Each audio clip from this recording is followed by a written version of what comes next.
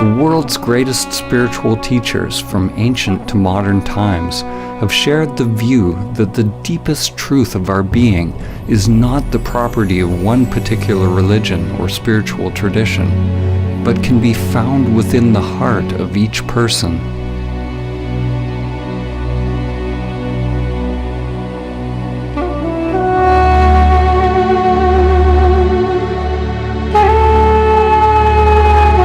Poet Rumi said, "Where is that moon that never rises or sets? Where is that soul that is neither with nor without us? Don't say it is here or there. All creation is that, but for the eyes that can see."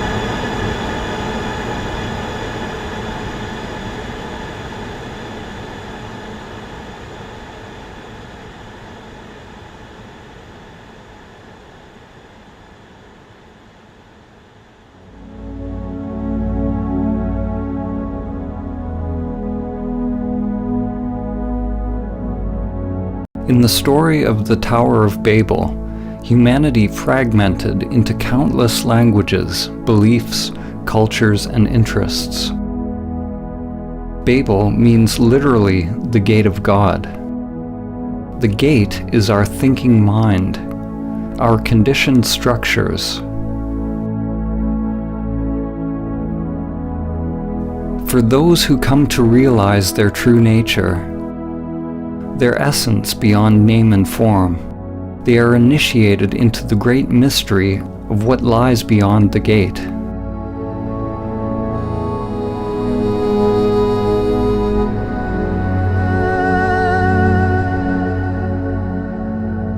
An ancient parable, the elephant parable, has been used to describe how various traditions are actually all pointing to one great truth.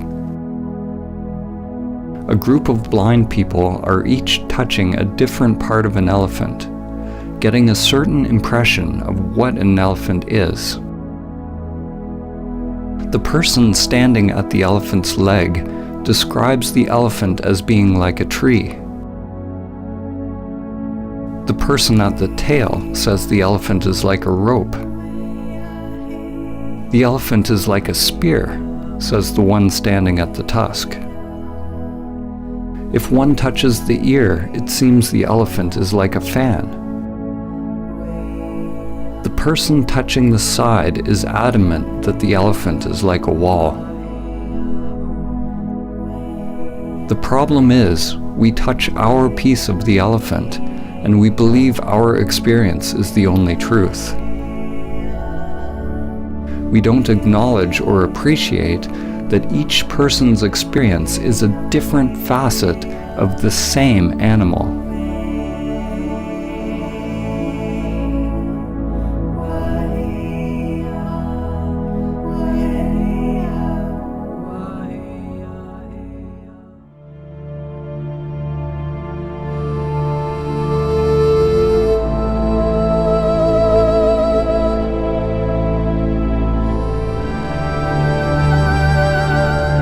The perennial philosophy is an understanding that all spiritual and religious traditions share a single universal truth, a mystical or transcendent reality upon which foundation all spiritual knowledge and doctrine has grown.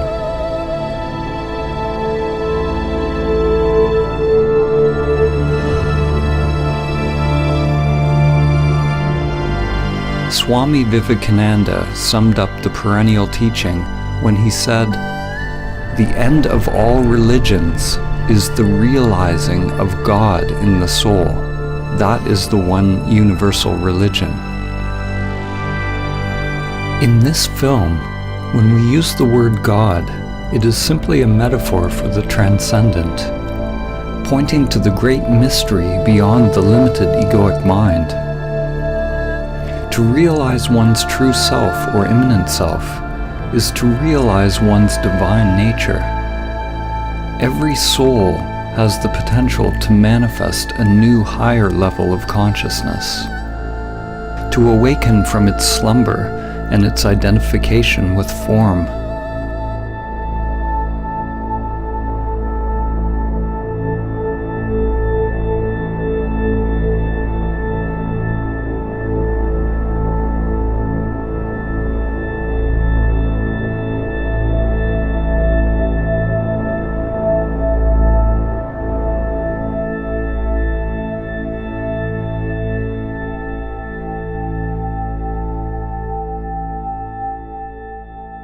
The writer and visionary Aldous Huxley, known for his book Brave New World, also wrote a book which he entitled The Perennial Philosophy, in which he writes about the one teaching that comes back over and over in history, taking the form of the culture in which it is realized.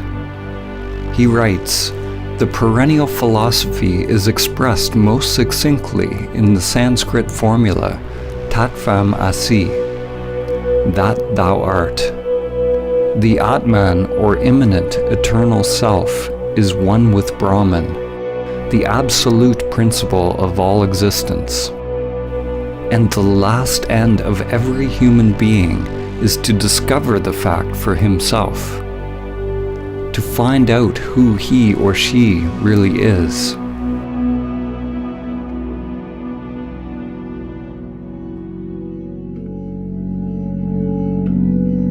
Each tradition is like a facet of a jewel, reflecting a unique perspective of the same truth, while at the same time echoing and illuminating each other.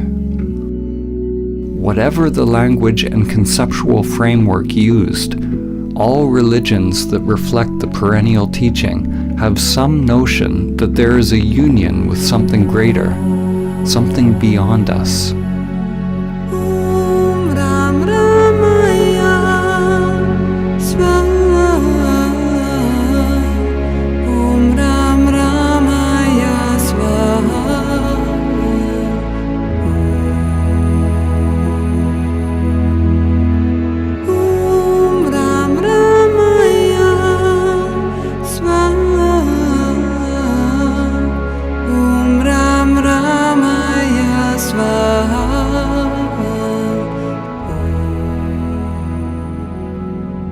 It is possible to learn from and integrate the teachings from one or many sources without identifying a sense of self with them.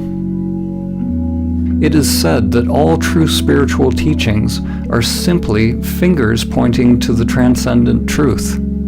If we hold on to the dogma, the teaching, for comfort, we will be stunted in our spiritual evolution.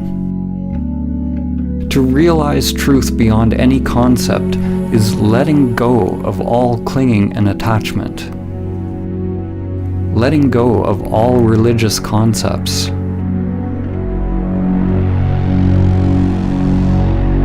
From the ego's perspective, the finger pointing you to samadhi is pointing straight toward the abyss.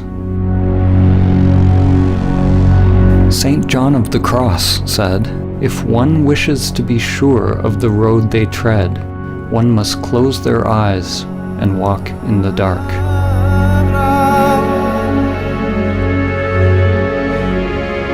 Ram Ram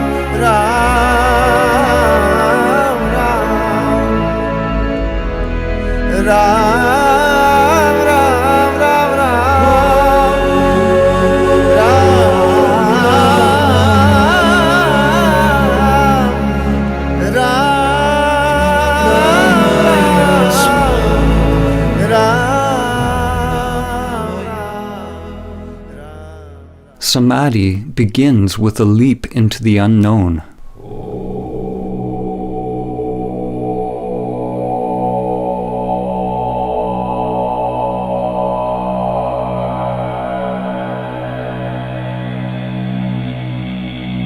In the ancient traditions, in order to realize samadhi, it was said that one must ultimately turn consciousness away from all known objects, from all external phenomena, conditioned thoughts and sensations, toward consciousness itself, toward the inner source, the heart or essence of one's being.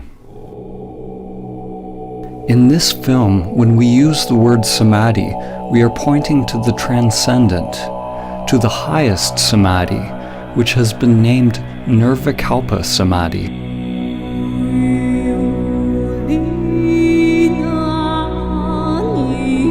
In Nirvikalpa Samadhi, there's a cessation of self-activity, of all seeking and doing. We can only speak about what falls away as we approach it, and what reappears when we return from it. There is neither perception nor non-perception, neither thing nor no thing, neither consciousness nor unconsciousness. It is absolute, unfathomable, and inscrutable to the mind.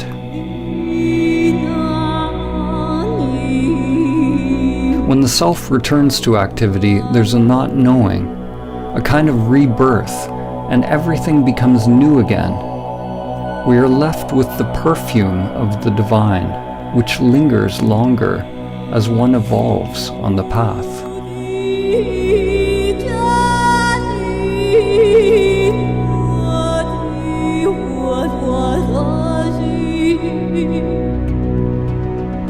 There are numerous types of samadhi described in the ancient traditions, and language has created much confusion over the years.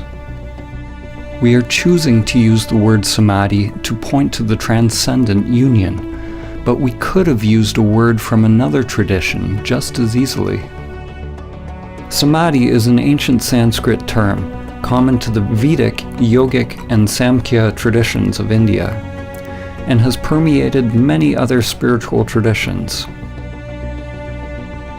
Samadhi is the 8th limb of Patanjali's 8 limbs of yoga, and the 8th part of the Buddha's Noble Eightfold Path. The Buddha used the word nirvana, the cessation of vana, or the cessation of self-activity.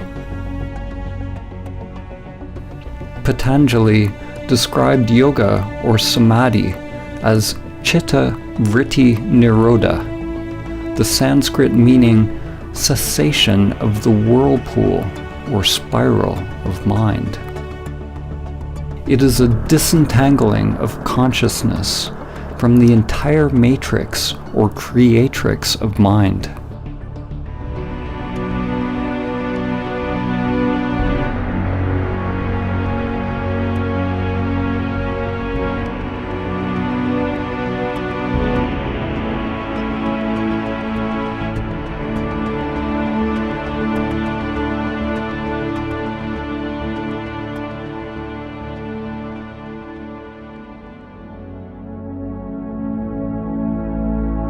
Samadhi does not signify any concept, because to realize it requires a dropping of the conceptual mind.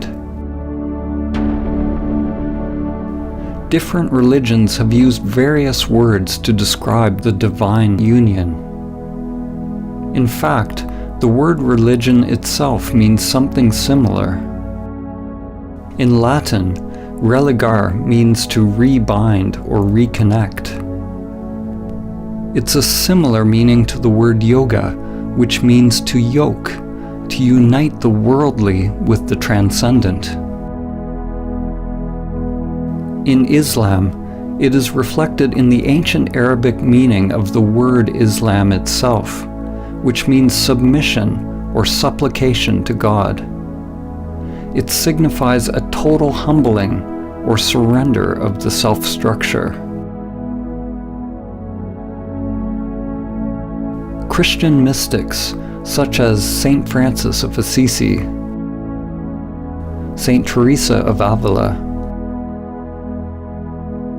and Saint John of the Cross describe a divine union with God, the kingdom of God within. In the Gospel of Thomas, Christ said, "The kingdom is not here or there. Rather, the kingdom of the Father is spread out upon the earth, and men do not see it." The works of the Greek philosophers Plato, Plotinus, Parmenides, and Heraclitus, when seen through the lens of the perennial teaching, point towards the same wisdom. Plotinus teaches that the greatest human endeavor is to guide the human soul towards the supreme state of perfection and union with the One.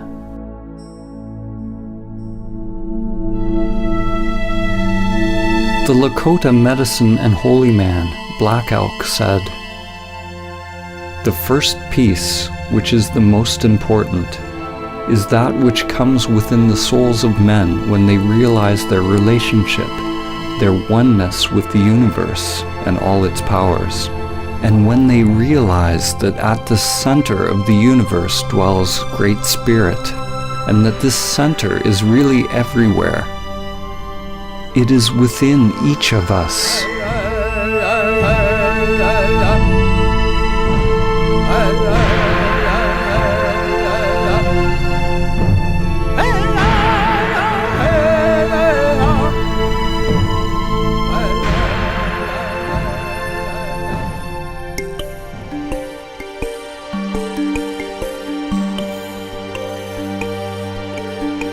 On the path to awakening, unless we are in samadhi, there are always two polarities, two doorways one can enter. Two dimensions, one towards pure consciousness, the other towards the phenomenal world. The upward current toward the absolute, and the downward current toward Maya and all that is manifested, both seen and unseen. The relationship between relative and absolute could be summed up in the following quote by Sri Nisargadatta Maharaj. "Wisdom is knowing I am nothing. Love is knowing I am everything. And between the two, my life moves." What is born of this union is a new divine consciousness. Something is born out of the marriage or union of these polarities, or the collapse of dualistic identification. Yet what is born is not a thing, and it was never born. Consciousness flowers, creating something new, creating what you could call a perennial trinity. God the Father, the transcendent, unknowable and changeless, is united with the divine feminine, which is everything that changes. This union brings about an alchemical transformation, a kind of death and rebirth. In the Vedic teachings, the divine union is represented by two fundamental forces, Shiva and Shakti. The names and faces of the various gods change throughout history, but their fundamental attributes remain. What is born out of this union is a new divine consciousness, a new way of being in the world. Two polarities inseparably one, a universal energy that is without center, free of limitation. It is pure love. There is nothing to be gained or lost, because it is utterly empty, but absolutely full.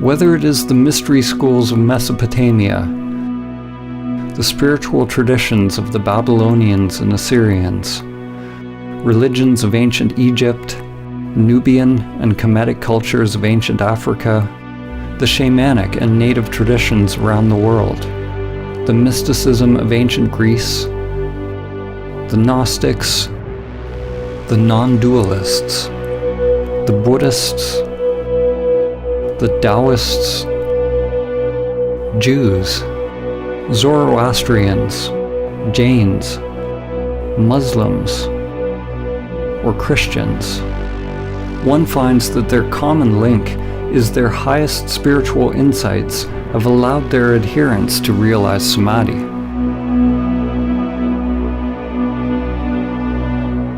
The actual word samadhi means something like to realize the sameness or oneness in all things. It means union. It is uniting all aspects of yourself. But do not mistake intellectual understanding for the actual realization of samadhi. It is your stillness, your emptiness, that unites all levels of the spiral of life.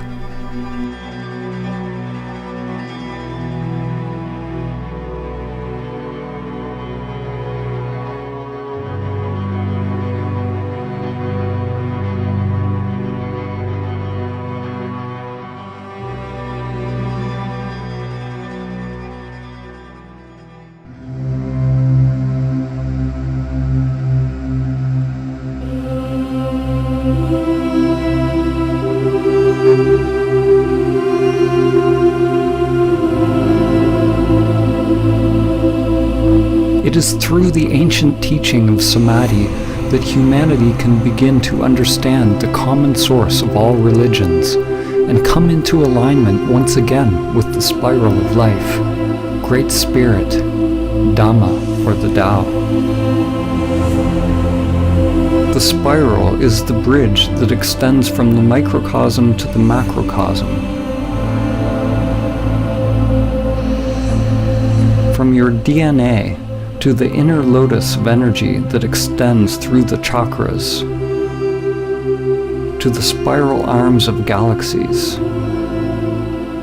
Every level of soul is expressed through the spiral as ever-evolving branches, living, exploring. True samadhi is realizing the emptiness of all levels of self, all sheaths of the soul. The spiral is the endless play of duality and the cycle of life and death. At times, we forget our connection to the source.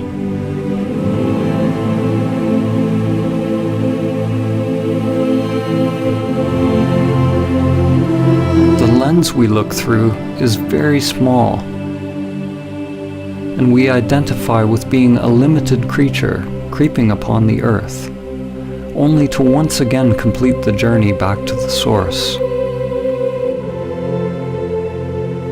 to the center that is everywhere.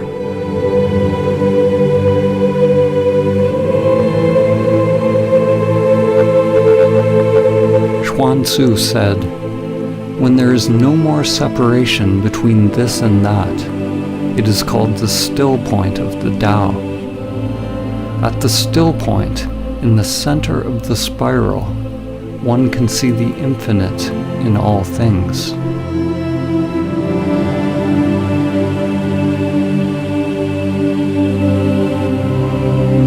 The ancient mantra Om Mani Padme Hum has a poetic meaning.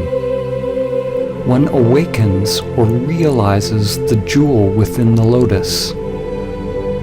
Your true nature awakens within the soul, within the world, as the world.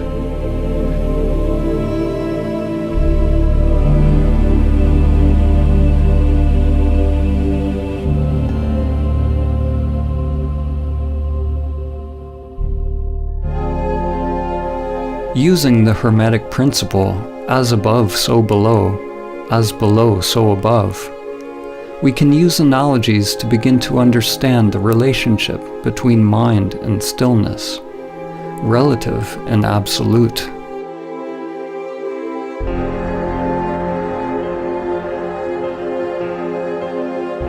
A way to begin to grasp the non-conceptual nature of samadhi is to use the analogy of the black hole. A black hole is traditionally described as a region of space with a massive gravitational field so powerful that no light or matter can escape. New theories postulate that all objects, from the tiniest microscopic particles to macrocosmic formations like galaxies, have a black hole or mysterious singularity at their center. In this analogy, we're going to use this new definition of a black hole as the center that is everywhere.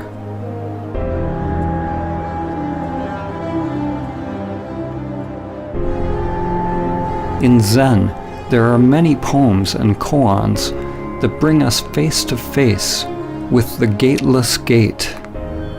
One must pass the gateless gate to realize samadhi. An event horizon is a boundary in space-time beyond which events cannot affect an outside observer, which means that whatever is happening beyond the event horizon is unknowable to you. You could say that the event horizon of a black hole is analogous to the gateless gate. It is the threshold between the self and no self. There is no me that passes the event horizon. In the center of a black hole is the one-dimensional singularity containing the mass of billions of suns in an unimaginably small space, effectively an infinite mass, literally a universe in something infinitesimally smaller than a grain of sand. The singularity is something unfathomable, beyond time and space. According to physics, movement is impossible. The existence of things is impossible. Whatever it is, it does not belong to the world of perception. Yet it cannot be described as merely stillness. It is beyond stillness and movement. When you realize the center that is everywhere and nowhere, duality breaks down. Form and emptiness, time and the timeless. One could call it a dynamic stillness or a pregnant emptiness within the center of absolute darkness. The Taoist teacher Lao Tzu said, "Darkness within darkness, the gateway to all understanding."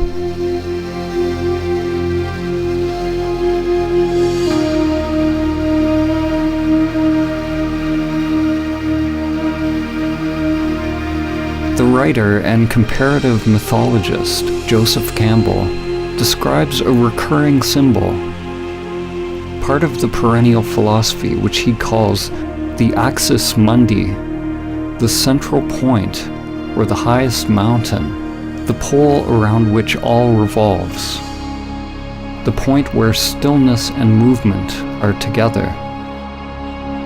From this center, a mighty flowering tree is realized, a Bodhi tree that joins all worlds.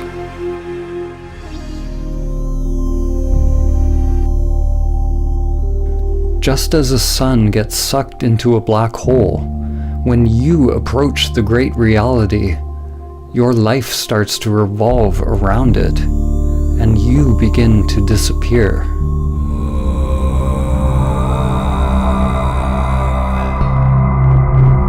As you approach the immanent self, it can be terrifying to the ego structure. The guardians of the gate are there to test those on their journey. one must be willing to face one's greatest fears, and at the same time accept one's inherent power, to bring light to the unconscious terrors and the hidden beauty within. If your mind is not moved, if there's no self reacting, then all phenomena produced by the unconscious arises and passes away. This is the point in the spiritual journey where faith is most needed. What do we mean by faith? Faith is not the same as belief. Belief is accepting something on the level of mind to bring comfort and assurance. Belief is the mind's way of labeling or controlling experience. Faith is actually the opposite. Faith is staying in the place of complete not knowing, accepting whatever arises from the unconscious. Faith is surrendering to the pull of the singularity, to the dissolving or dismantling of the self in order to pass the gateless gate.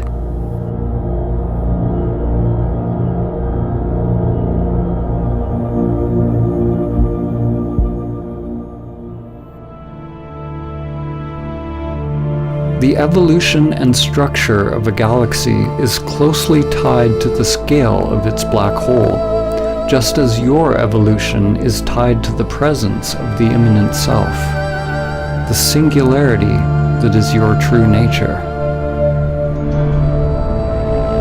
We can't see the black hole, but we can know about it by the way things move around it, by how it interacts with physical reality.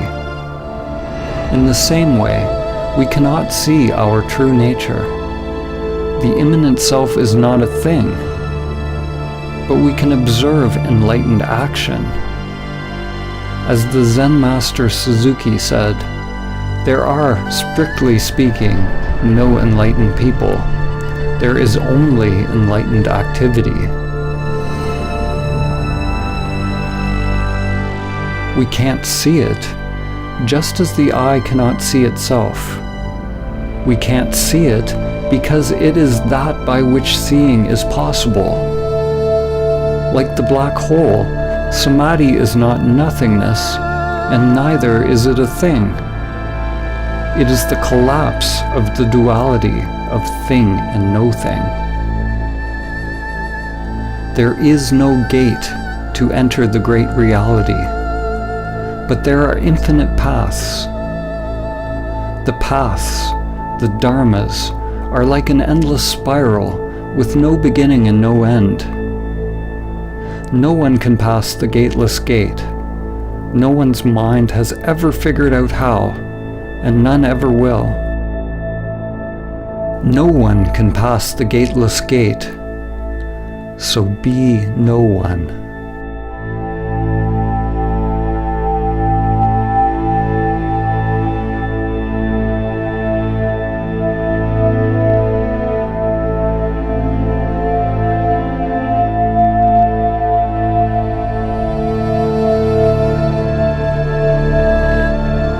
Samadhi is the pathless path, the golden key.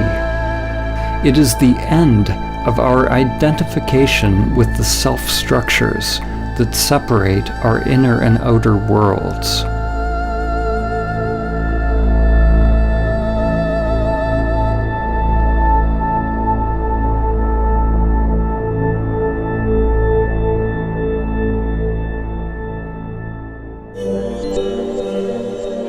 There are many developmental models which describe the layers or levels of the self-structure. We will use an example which is very ancient. In the Upanishads, the sheaths which cover the Atman or soul are called koshas.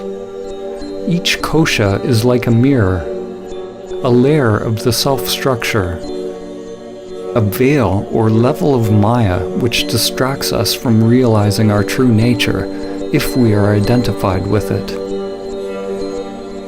Most people see the reflections and believe that that is who they are. One mirror reflects the animal layer, the physical body. Another mirror reflects your mind, your thoughts, your instincts and perceptions. Another, your inner energy or prana, which you can observe when you turn inward. Another mirror reflects on the level of the imaginal, which is the higher mind or wisdom layer. And there are layers of transcendental or non-dual bliss that are experienced as one approaches samadhi. There are potentially countless mirrors or aspects of self that one can differentiate, and they are constantly changing.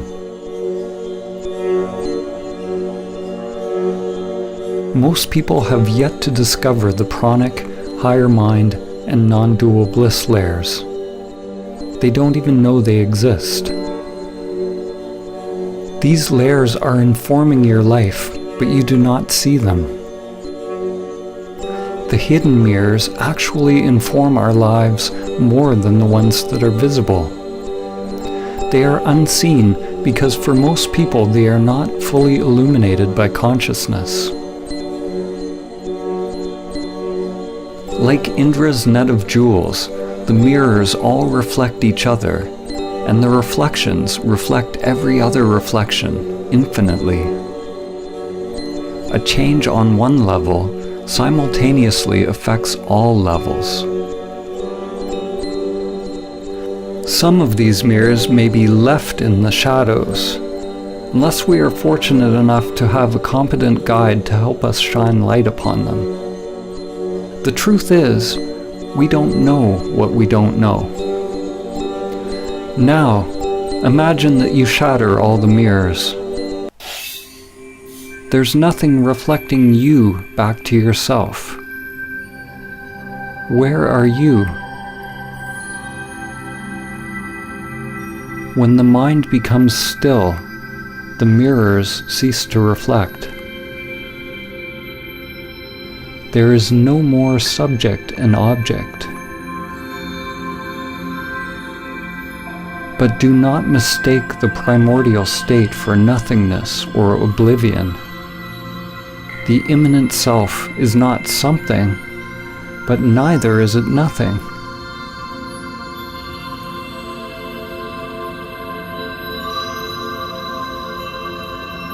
This source is not a thing. It is emptiness or stillness itself. It is an emptiness that is the source of all things. Form is realized as exactly emptiness. Emptiness is realized as exactly form. This source is the great womb of creation, pregnant with all possibilities.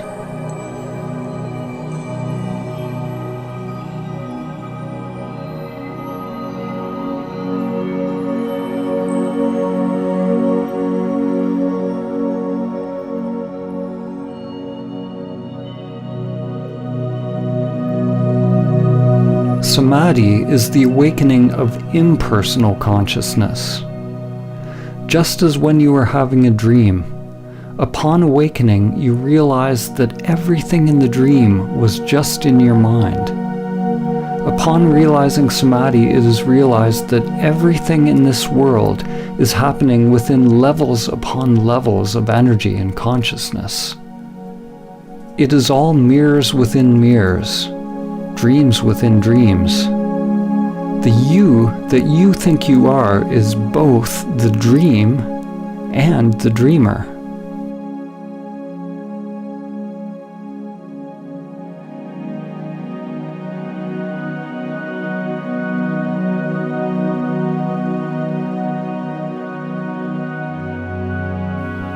Whatever we say in this film, let it go.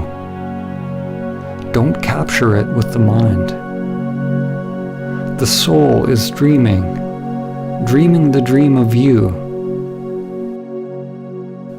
The dream is everything that is changing, but it is possible to realize the changeless.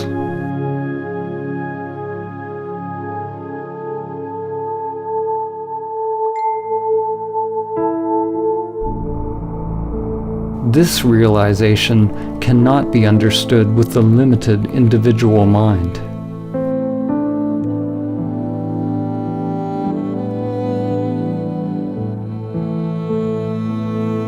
When we return from Nirvikalpa Samadhi, the mirrors begin to reflect again, and it is realized that the world you now think you are living in is actually you.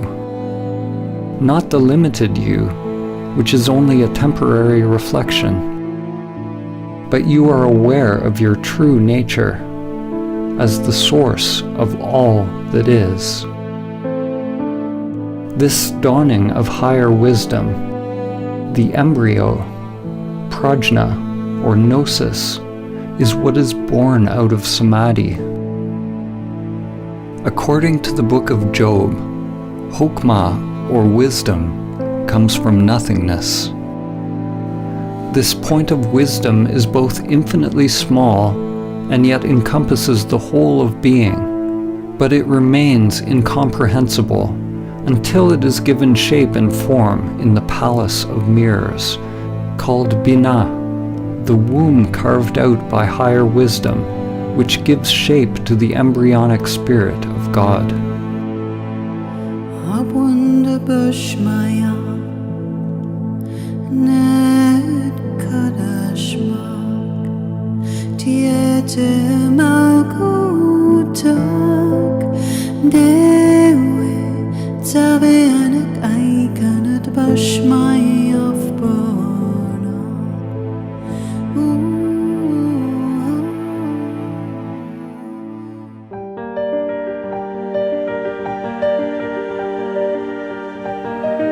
The existence of the mirrors, or the mind's existence, is not a problem.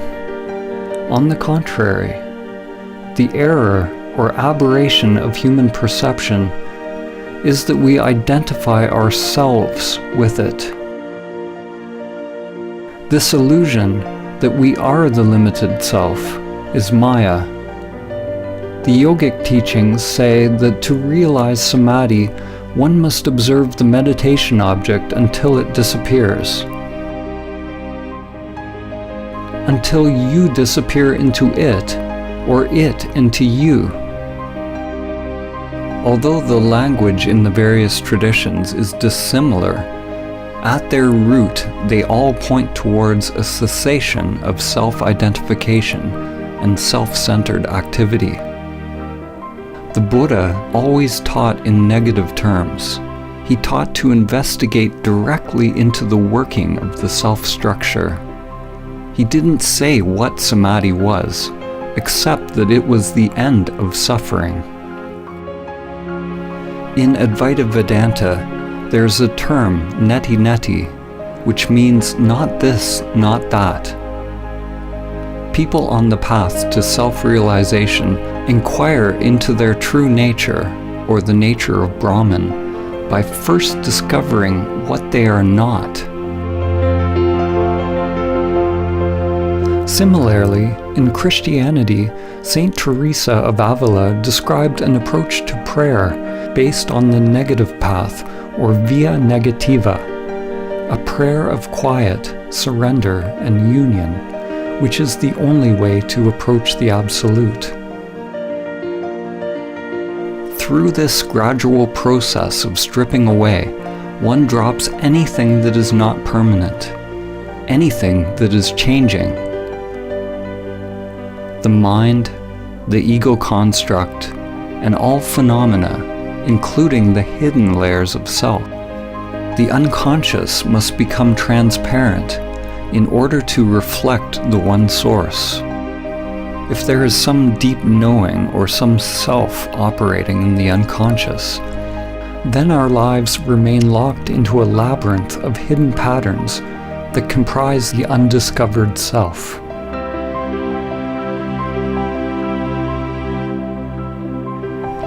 when all layers of self are revealed as empty, then one becomes free from the self, free from all concepts.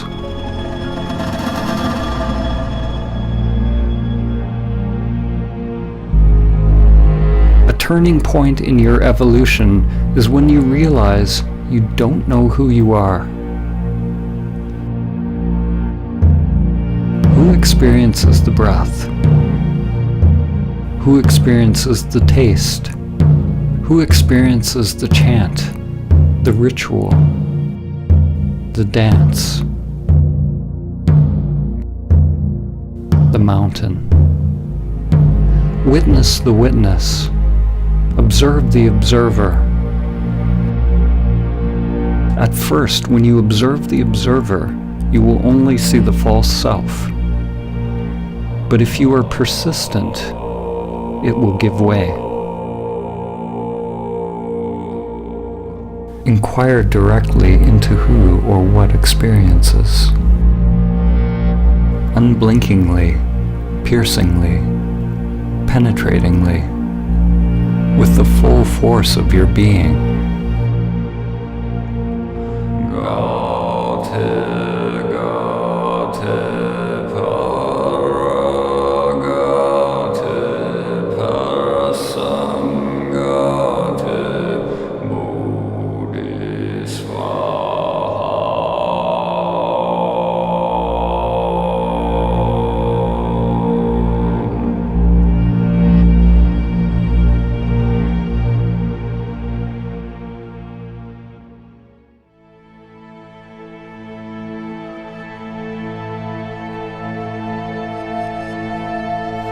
There is no self that awakens.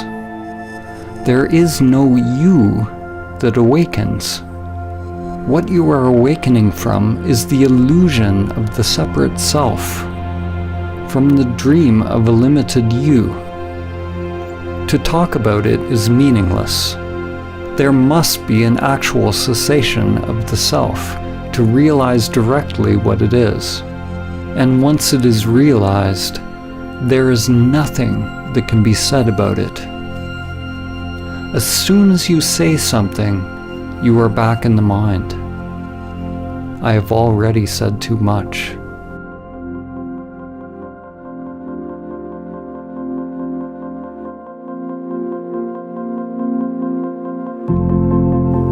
We normally have 3 states of consciousness: waking, dreaming, and deep sleep.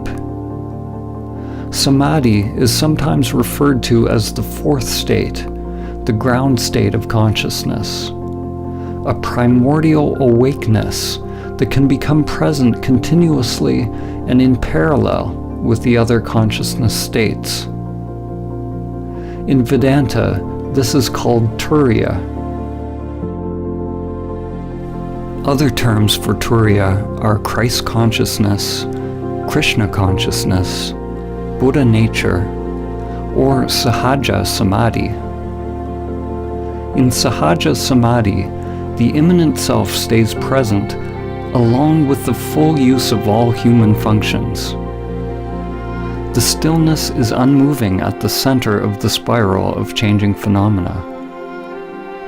Thoughts, feelings, sensations, and energy revolve around it at the circumference. But the degree of stillness, or I amness, remains during outer activity, exactly as in meditation. It is possible that the immanent self will remain present, even during deep sleep, that your awareness of I am does not come and go, even as states of consciousness change.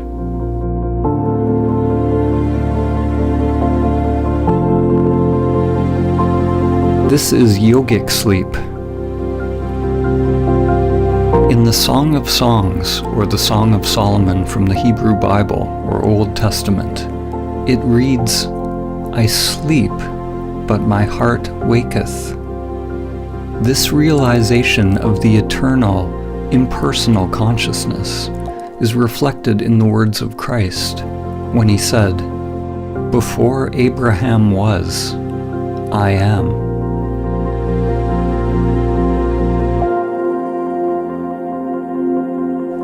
One consciousness that shines through countless faces, countless forms.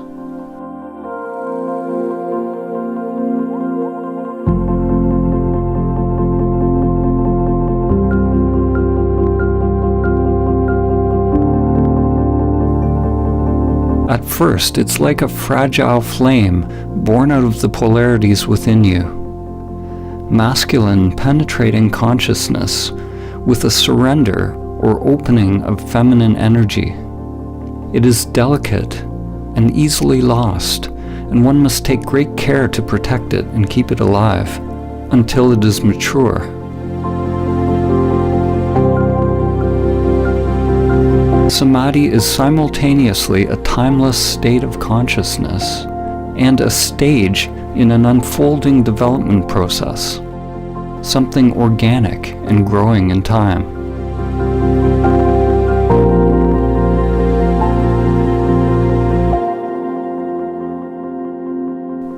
As one spends more and more time in samadhi, in the now, in the timeless, one takes more and more direction from the heart, the soul or Atman,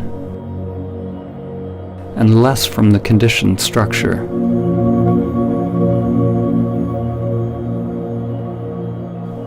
This is how one becomes free of the lower mind, free of pathological thinking. The inner wiring changes. Energy no longer flows unconsciously in the old conditioned structures. Which is another way of saying one is no longer identified with the self-structure, with the outer world of form.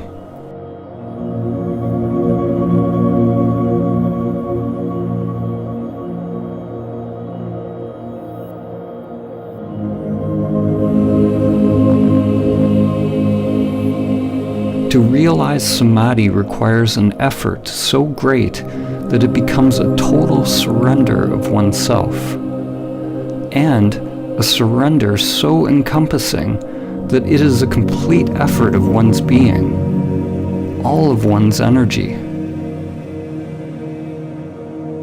It is a balance of effort and surrender, yin and yang, a sort of effortless effort.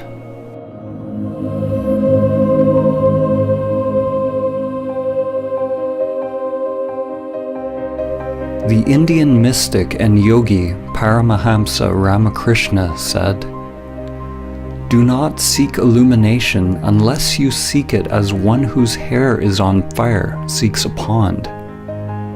You seek it with your whole being." During one's ego-transcending practice, it takes great courage, vigilance, and perseverance to keep the embryo alive. To not fall back into the patterns of the world. It takes a willingness to go against the current, against the inexorable crush of the matrix and the grinding wheels of samsara. Every breath, every thought, every action must be for realizing the source.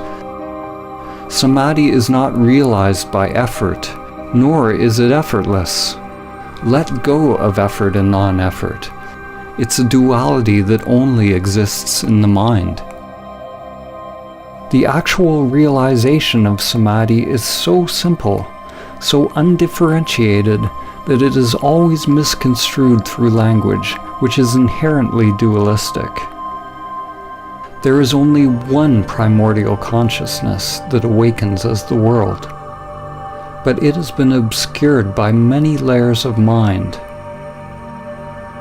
Like the sun hidden behind the clouds, as each layer of mind is dropped, one's essence is revealed. As each layer of mind is dropped, people call it a different samadhi. They give names to different experiences or different types of phenomena.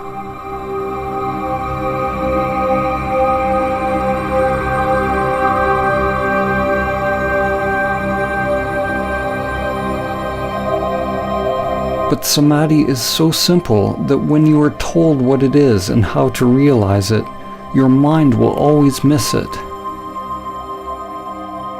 Actually, samadhi is not simple or difficult. It is only the mind that makes it so. When there is no mind, there is no problem, because the mind is what needs to stop before it is realized. It is not a happening at all.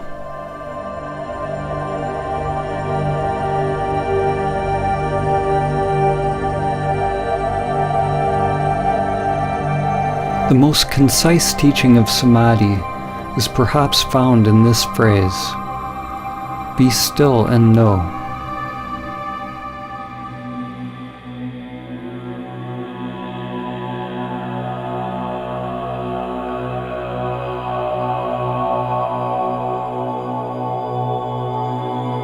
How can we use words and images to convey stillness? How can we convey silence by making noise? Rather than talking about samadhi as an intellectual concept, this film is a radical call to inaction, a call to meditation, inner silence, and inner prayer, a call to stop.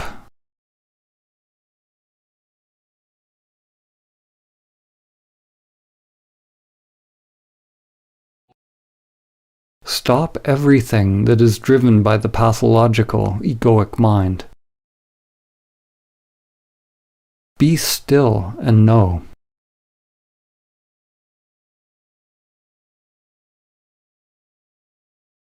No one can tell you what will emerge from the stillness. It is a call to act from the spiritual heart.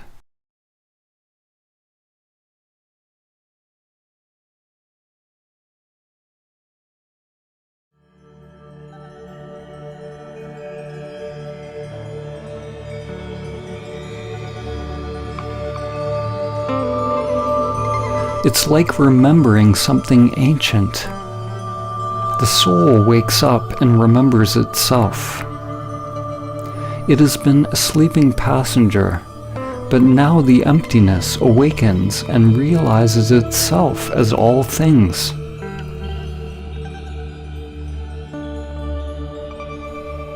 You can't imagine what samadhi is with the limited egoic mind. Just as you can't describe to a blind person what color is. Your mind can't know.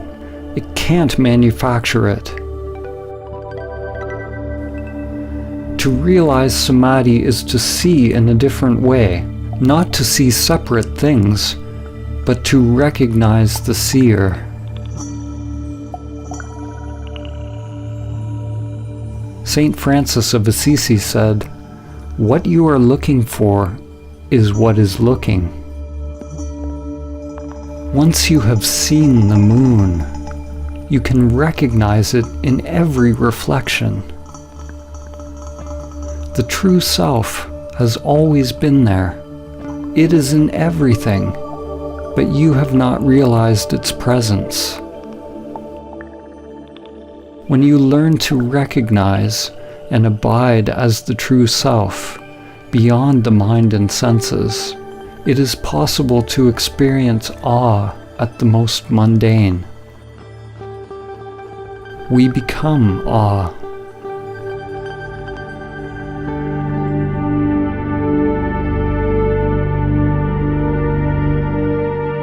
Do not try to be free of desires, because wanting to be free of desires is a desire. You can't try to be still, because your very effort is movement. Realize the stillness that is always already present. Be the stillness and know. When all preferences are dropped, the source will be revealed. But do not cling even to the source.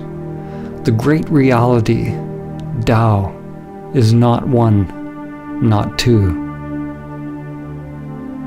Ramana Maharshi said, "The self is only one. If it is limited, it is the ego. If unlimited, it is infinite and the great reality."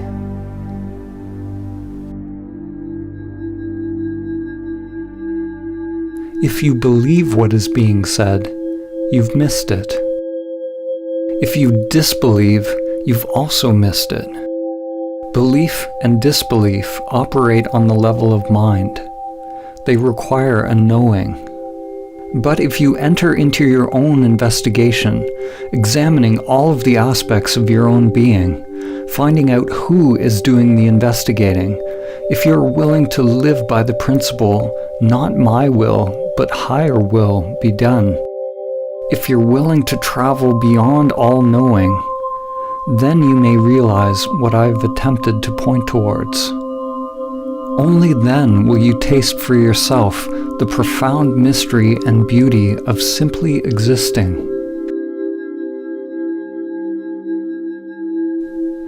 There is another possibility for life. There is something sacred, unfathomable, that can be discovered in the still depths of your being, beyond concepts, beyond dogmas, beyond conditioned activity and all preferences. It is not acquired by techniques, rituals, or practices. There is no how to get it. There's no system. There's no way to the way.